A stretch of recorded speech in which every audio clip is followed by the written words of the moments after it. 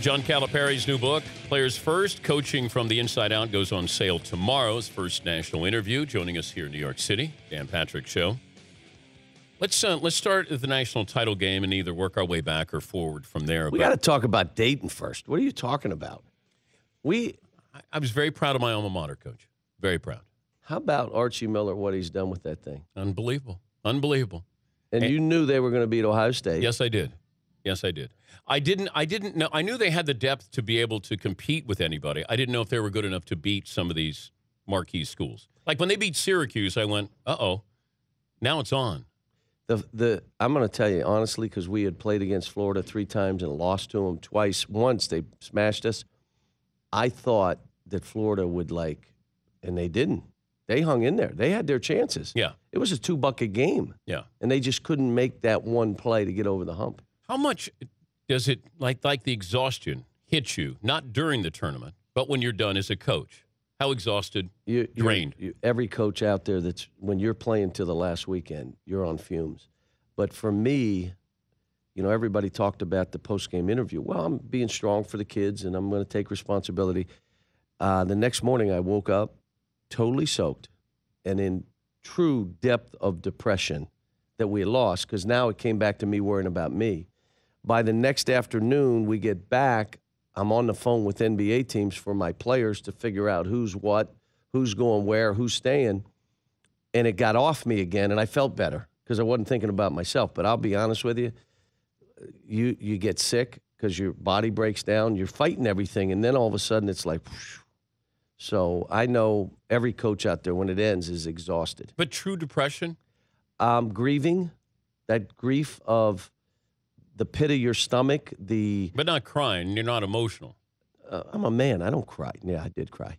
No, I didn't cry because I had no liquid in my body because I sweat. I was soaked after that morning. I mean, it's just when you get that close and it's a 1-point game and you got to make one play, one basket, one that now you put it back on their plate and you win it. And we never could get there. And what you do is you go in your mind, what could I have done? Is there anything else I could have done for these kids? And I said it after. I wish I had one thing offensively I could have given them to make it easier, or one thing defensively. See, no one really talked about Willie Cauley being out. That really affected us defensively. He was out for those last 3 games. I don't know how we did as well as we did. Marcus Lee stepped in as a champ. They talk about the one and done. He was 1 game and done against Michigan. They're talking about him being a top 20 pick. Yeah. But, I wish I had something more for them. I tried to minimize the game. Like, it's only a game, it's one more game, and let's just play it as a game. They weren't buying that. I mean, 17, 18, 19-year-old kids in that environment, on that stage, it was a tough deal.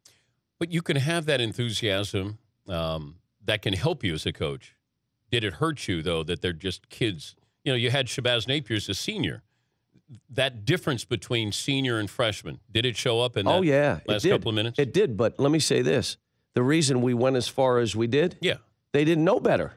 You're not supposed to do that with 7 freshmen. But why did they then realize? Because what would you have done? I would have noticed it when I got to the tournament. Right, you would have peed down your leg right away. They would have said, get him different shorts. Well, I'd have been on the bench. Nobody would have noticed that. Yeah, they would have. Okay, what would you have done differently in the final minute? Because full disclosure, Doug Gottlieb said you got out-coached, that you let it get away from you. Is that fair? I've been out-coached my whole career, according to some, but I would say this. But in honesty, though. No, they made a 3. We go down 4. When we get – the only thing I would have done different is a basket was made. I could have called a quick timeout, and I didn't. Yep. That's the only thing. But I was looking at this saying, I'm going to need these because we're going to make a basket and get this close, and I'm going to stretch this game out. The decision was, with a minute to go, do you start fouling? Well, they're a great free throw shooting team, but I have to do it. Right. No, I have to. No, not unless I'm getting defensive stops. Right. Okay, you ready? We got the defensive stop. But we got the ball down 4. If we make a basket, now I call a timeout. Those free throws are a little different in a 2-point game than a 4-point game. Yeah.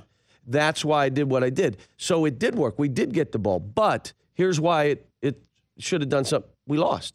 Now, if we had won, you'd have said, this guy's a coaching genius by doing what he did, but I'm giving you the reasons why I did it. They had not missed a free throw, and those guards with a 4-point game and no pressure would not have hit the rim. So you stand by what you did? Oh, yeah. The only one was the timeout. We scored. I could have called a timeout. Yeah. Other than that, well, how about this?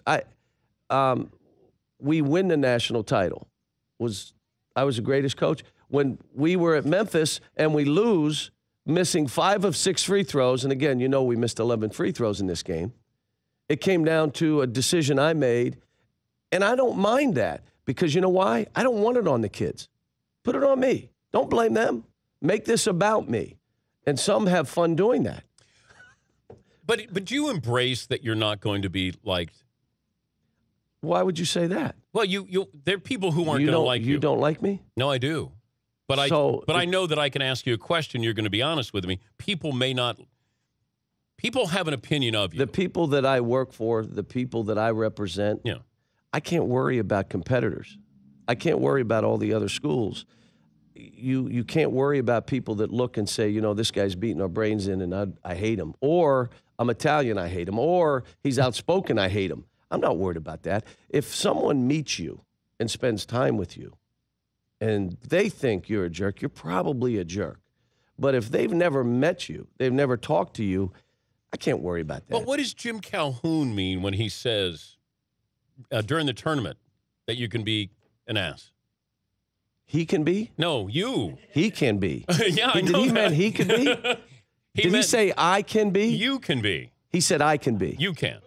He said I can be. You, John Calipari, can be that kind of guy. He said I can be. You. Yeah. Who's on first? What's on second? But you do have to embrace it a little bit that you're, I would think, because if not, then you let it beat you up a little bit. Again, you know, we have over 1 million Twitter followers, 500,000 Facebook, dear friends of mine, the website. I don't follow any of it. I give information out, but I don't know any response. I don't get on the internet. I can barely get on a computer. I can text. How about that? That's pretty big. You ready? I may have an email. I don't even know about it. All right. So but you what text I'm saying, your players. I text my players to keep in touch, and I call them all the time. But that's it. And again, I don't read. I read USA Today. I love the History Channel, Military Channel. Are you watching this new stuff about Alaska? All this Alaska stuff? People Sub-Zero. building Alaska? Oh, and just, it is, then you start thinking, I may want to move to Alaska. But you're watching, I don't get into all that other stuff. Could you coach Alaska Fairbanks? Yes, I could. There's not an opening there, I don't think. They'd say I'm going for it, but no, I would tell you. Are you up for the Alaska Fairbanks job? You can't check out, right? Hey, let me say this. What we need to do, the NBA, the Players Association, and the NBA or NCAA has to get together to encourage this to go to 2 years. Because to do what we're doing, every year have a new team, you can look at me right now, Dan, and say, you've aged. Yes, I have. Because it's like you're on this treadmill that just doesn't slow down. I've never seen you the way you were. I'm not sure what game it was. It could have been Arkansas or Alabama. Like I went, holy smokes. He looks awful. You looked whipped. Yeah. And again, because you're trying to keep it focused on the kids. Why am I not doing better? We'll talk about the tweaks here. How can I get through? Your whole mindset is, how do I do this? Aaron Harrison said it best after one of the NCAA games. We started worry. Coach didn't have to coach emotion, intensity, focus. We did that, and he could coach basketball. That's why he changed. What took 2.5 months to get these guys to compete? They were all freshmen, 7, 8 freshmen playing. So it did take me time. Well, why don't you recruit somebody who's not going to be one and done? Aren't there players that you say, that guy will be able to be on my roster, Wichita State gets these guys. Some of these other schools. Well, why do you have to get the number one guys? I don't have to get the number one guys. But if I get the 50th guy, you know what he's thinking? He's one and done. Yes. Yeah. It doesn't matter who But you we can get. talk sense to them. No, because if I try to talk them into staying, what are people going to say? I'm doing it for me. Yeah. And so I give them the information, and their families make the decisions. And if I may say, look, I really want to coach you again, but I absolutely understand if you go, and I'm going to help you if you do go. It's just a different, if we stay focused on these players, I can't do this any other way. All right, we'll take a break because I got to come back. I got to ask you about your next job with the Lakers. Oh, my gosh. Well, it's a done deal, isn't it? What? Where did this come Rex from? Chapman. Who is he? Former Kentucky star. Oh, he is? Yes, he is. Okay. Yes, he's plugged in. It's a done deal. You're going to coach the Black Mamba. Obviously, it's not true. It's not? No. Well, you're supposed to wait. It's a tease, Coach. All right, so let me try it again. Go ahead. When we come back, Coach Calipari will address the Laker rumors if he's going to take that job. And I'll address it. John Calipari's new book, Players First, Coaching from the Inside Out, goes on sale tomorrow. Back with Coach Cal right after this. The book is Players First, Coaching from the Inside Out, goes on sale tomorrow. John Calipari's new book, joining us here in the New York City Man Cave. All right. Rex Chapman came on the show and said, done deal, you're going to the Lakers. Any truth to any contact with the Lakers by you or anybody close to you? There's nothing. There's been nothing. So I was really surprised that was said.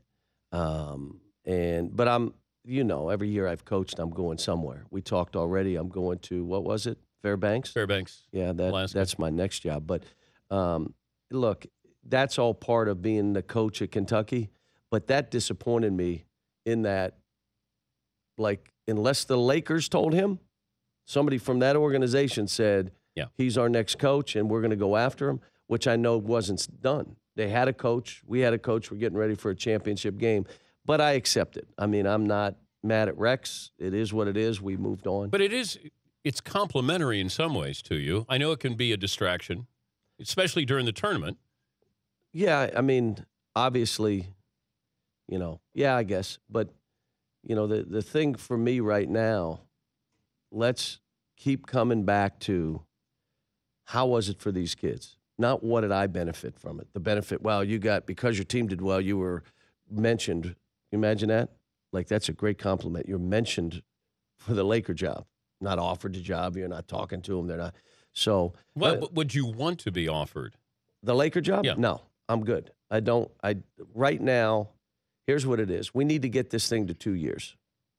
And I'm on a mission for that. If it's still one and done, Coach, in the next 3 to 5 years, are you still going to be able to coach? It'd be hard. It'd be hard because the option is to recruit players that are not good enough, okay, or convince kids that should leave that they should stay. And I'm not comfortable with that second one. I'm not comfortable. And the universe or the fans, the Big Blue Nation in Kentucky, wouldn't be comfortable with the first one. Yeah. So it becomes, let's get it to 2 years. Why? Because it's good for everybody. And I say this, academically, 2 summers and 2 years, you're nearly maybe a year away, a year and a half away from a college degree.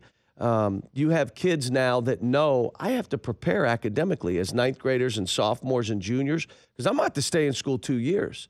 We tell kids when we recruit them, don't come here thinking you're leaving after a year.